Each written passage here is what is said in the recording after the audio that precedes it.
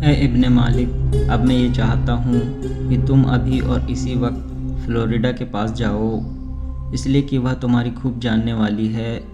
ایک تو تم اس کے باپ کی طرف سے اس کے لیے کچھ عطیہ اور پیغام بھی لے کر آئے تھے، دوسرے اس کے باپ نے تمہاری تعریف کرتے ہوئے میرے نام بھی ایک خط لکھا تھا۔ اس بنا پر وہ جانتی ہے کہ تم اس کے باپ کے پسندیدہ ہو، لہٰذا تم فلوریڈا کے پاس جاؤ، اسے سمجھاؤ کہ جو کچھ ہونا تھا وہ غلطی کی بنا پر ہو چکا۔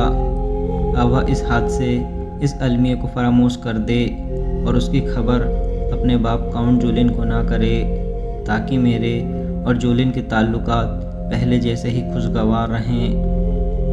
راجرک کی یہ ساری گفتگو سن کر طارق بن مالک تھوڑی دیر تک سوچوں میں غرق رہا، پھر اس نے راجرک کی طرف دیکھتے ہوئے کہنا شروع کیا، اے بادشاہ، آپ بالکل بے فکر اور مطمئن رہیں، میں ابھی اور اسی وقت شاہی محل کے اس حصے کی طرف جاتا ہوں جہاں باہر سے تربیت حاصل کرنے والی لڑکیاں قیام کرتی ہیں۔ وہاں فلوریڈا سے ملتا ہوں اور اسے سمجھانے کی کوشش کرتا ہوں، اور مجھے امید ہے کہ میرے یوں سمجھانے پر وہ حالات کے ساتھ سمجھوتا کرنے پر رضامند ہو جائے گی۔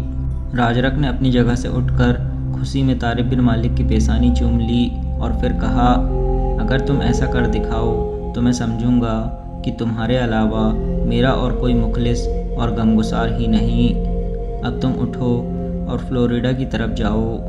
راجرک کے کہنے پر طارق بن مالک فوراً اپنی جگہ سے اٹھ کھڑا ہوا اور اس کمرے سے باہر نکل گیا تھا۔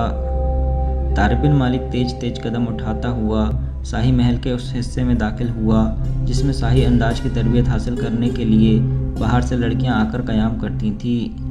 اس عمارت کے نگراں سے پہلے طارق بن مالک نے فلوریڈا کے کمرے کے متعلق پوچھا اور آگے بڑھ کر اس نے اس عمارت کے ایک کمرے میں دستک دی تھی۔ تھوڑی دیر بعد فلوریڈا نے دروازہ کھولا۔ طارق بن مالک نے دیکھا اس سمے فلوریڈا کا حسن شگفتہ دل کی ویرانی اور خزاں کے گیت جیسا ہو رہا تھا، اور اس کا جمال درخشاں اس لمحہ کرب آلودہ اور ویرانہ خلوتوں جیسا دکھائی دے رہا تھا۔ وہ خون میں تر راہ گزر جیسی اداس کراہ بن جانے والے نفس کی طرح ویران ویران تھی۔ طارق بن مالک کو وہاں دیکھتے ہوئے فلوریڈا کی آنکھوں میں آنسو جھلملانے لگے تھے۔ اس موقع پر طارق بن مالک نے اس کو مخاطب کرتے ہوئے کہا، اے فلوریڈا میری بہن، کیا تم مجھے اندر آنے کو نہ کہو گی؟ جواب میں فلوریڈا فوراً ایک طرف ہٹ گئی اور پھر اپنی ویران ویران آنکھوں میں اس نے موت کیسے لہجے میں طارق بن مالک کو مخاطب کرتے ہوئے کہا، اے میرے بھائی، آپ ضرور اندر آئیے، آپ جیسے بھائی کو میں اپنے کمرے میں خوش آمدید کہتی ہوں۔ طارق بن مالک اندر داخل ہوا اور کمرے کے دائیں طرف ایک ناشست پر بیٹھ گیا۔ اتنی دیر میں فلوریڈا نے دروازے کو پھر بند کر دیا اور وہ ابھی طارق بن مالک کے سامنے والی ناشست پر بیٹھ گئی تھی۔ دونوں تھوڑی دیر تک خاموش رہے اور اس کے بعد طارق بن مالک نے فلوریڈا کو مخاطب کرتے ہوئے کہنا شروع کیا، اے میری بہن، میں آج ہی ایک مہم سے لوٹ کر آیا ہوں اور آج ہی یہ خبر ہوئی ہے کہ اس ظالم اور بے حیا راجرک نے تم کو بے عصمت اور بے آبرو کر کے رکھ دیا ہے۔ قسم مجھے اپنے خداوند کی، مجھے اس المیہ، اس حادثے کا سخت صدمہ اور افسوس ہے۔ طارق بن مالک کے ان ہمدردانہ الفاظ کے جواب میں فلوریڈا منہ سے تو کچھ نہ کہہ سکی، تاہم وہ اپنی آنکھوں میں امڑ آنے والے آنسوؤں کو ضبط نہ کر سکی اور آنسو لگاتار اس کے دامن پر گرنے لگے۔ پھر اس کی حالت مزید بگڑنے لگی اور وہ طارق بن مالک کے سامنے بیٹھی ہچکیوں سسکیوں میں رونے لگی تھی۔ طارق بن مالک تھوڑی دیر تک اس کی طرف بڑی ہمدردی کے ساتھ دیکھتا رہا اور فلوریڈا اس کے سامنے بیٹھی روتی رہی۔ پھر طارق بن مالک نے اسے مخاطب کرتے ہوئے کہا، اے فلوریڈا میری بہن، سنبھالو، میں تمہارے ساتھ ایک اہم موضوع پر گفتگو کرنے کے لیے آیا ہوں۔ اس گفتگو میں تمہارے لیے فائدہ ہی فائدہ ہے۔ طارق بن مالک کے کہنے پر فلوریڈا نے فوراً سر پر باندھے ہوئے رومال سے اپنے آنسو پوچھ لیے۔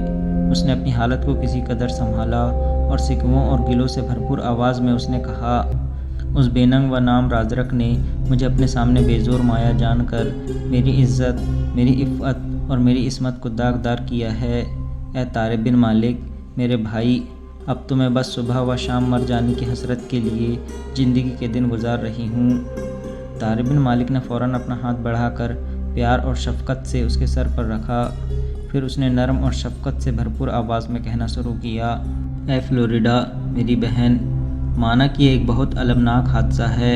میں سمجھتا ہوں کہ تم خونی طوفان سے ہو کر گزری ہو، پر اپنے آپ کو سنبھالو، اس لیے کہ ہم سب کو مل کر راجرک کو اس بھیانک جرم کی سزا دینی ہے۔ سنو فلوریڈا، تم اپنے آپ کو سنبھالو، اور جس طرح تم پہلے خوش باس اس محل کے اندر زندگی گزار رہی تھی، ایسے ہی تم دوبارہ خوش باس رہنا شروع کر دو۔ کسی کو کانو کان یہ خبر نہ ہونے دینا کہ راجرک نے تمہیں بے آبرو کر دیا ہے۔ اگر تم ایسا کرو گی تو اس کے دو نقصان ہوں گے۔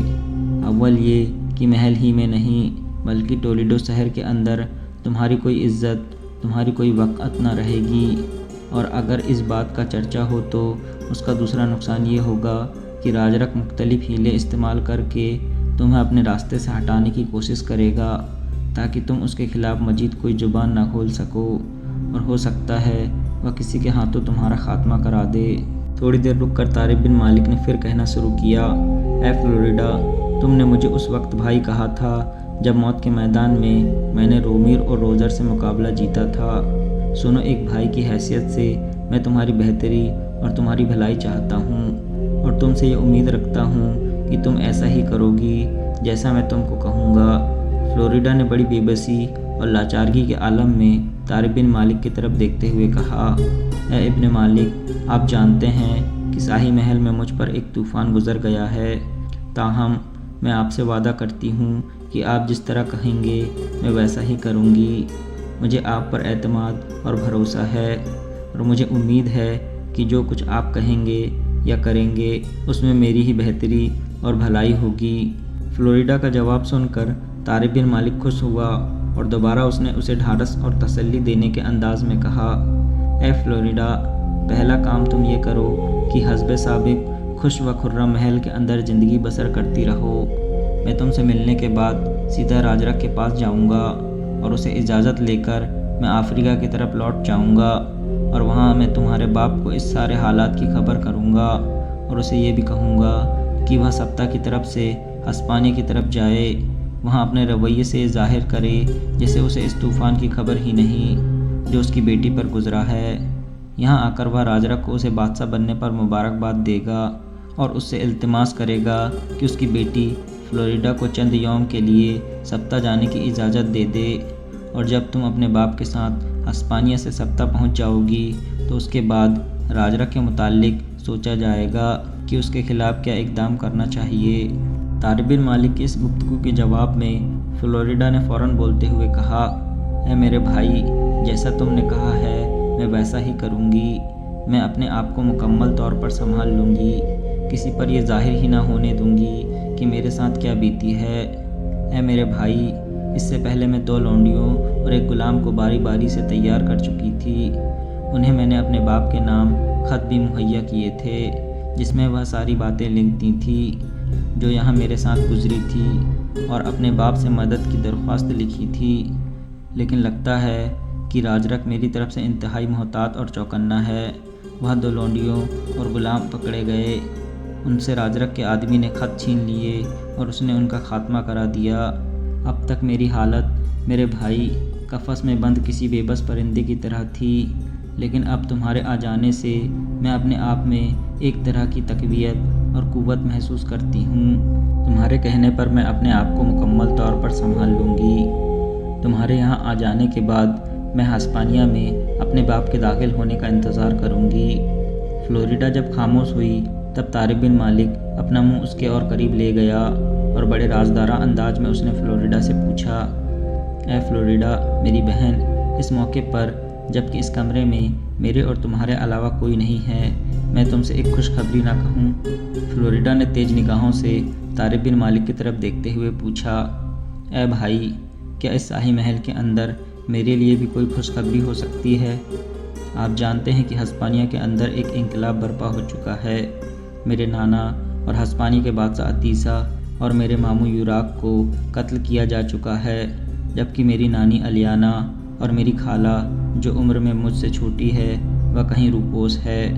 میں ان دونوں کی طرف سے انتہائی فکر مند اور غمگین ہوں۔ کاش یہ دونوں یہاں سے بھاگ کر سبتا پہنچنے میں کامیاب ہو چکی ہوں۔ طارق بن مالک نے پہلے ہی جیسی رازداری میں فلوریڈا کو مخاطب کر کے کہا، اے فلوریڈا، میں تمہیں تمہاری نانی الیانا اور تمہاری خالہ اکلیمہ کے متعلق ہی کچھ کہنا چاہتا ہوں۔ طارق بن مالک کے الفاظ سن کر فلوریڈا ایک طرح سے چونک سی پڑی۔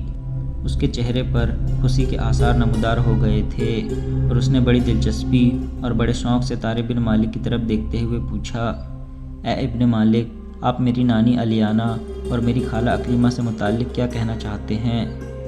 طارق بن مالک نے مدھم آواز اور رازدارانہ سرگوشی میں کہا، اے فلوریڈا، تمہاری نانی الیانا اور تمہاری خالہ اکلیمہ دونوں زندہ ہیں۔ اکلیمہ کو میں یہاں سے نکال کر اسپانیہ کے جنوبی شہر کادس کی طرف لے گیا تھا۔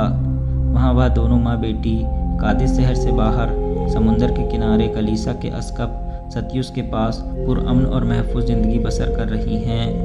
یہ خبر سن کر فلوریڈا سرور جذبات سے ایسی مغلوب ہوئی کہ اپنے ہاتھ آگے بڑھاتے ہوئے اس نے طارق بن مالک کے دونوں ہاتھوں کو تھام لیا اور پھر اس نے اس کے ہاتھ چومنے کے بعد بے پناہ خوشی اور بے کنار طمانینت کا اظہار کرتے ہوئے کہا، اے ابن مالک، میرے پاس الفاظ نہیں ہیں کہ میں دوبارہ شکریہ ادا کر سکوں۔ ایک اس بات کا شکریہ کہ تم نے میری نانی اور میری خالہ کو ٹولیڈو شہر سے نکال کر کادس کے کلیسا تک پہنچایا، اور دوسرا اس بات کا شکریہ کہ تم نے مجھے یہ خوشخبری سنائی کہ میری نانی اور میری خالہ دونوں زندہ ہیں اور پرامن اور پرسکون زندگی بسر کر رہی ہیں۔ اس کے ساتھ ہی طارق بن مالک اپنی جگہ سے اٹھ کھڑا ہوا اور فلوریڈا کو مخاطب کرتے ہوئے کہا، اے فلوریڈا، اب میں جاتا ہوں اور راجرک کو یہ اطمینان دلاتا ہوں کہ وہ اب اس حادثے سے متعلق اپنی زبان نہیں کھولے گی جو اس پر بیت چکا ہے، اور تم مکمل طور پر میری ہدایت پر عمل کرنے کی کوشش کرنا۔ جواب میں فلوریڈا نے اپنے ہونٹوں پر گہری اور دل فریب مسکراہٹ بکھیرتے ہوئے کہا، اے میرے بھائی، تم میری طرف سے مکمل طور سے بے فکر رہو۔ جو کچھ آپ نے کہا ہے میں اس پر پوری طرح عمل کرنے کی کوشش کروں گی۔ اس کے ساتھ ہی طارق بن مالک حرکت میں آیا اور کمرے کا دروازہ کھول کر باہر نکل گیا تھا۔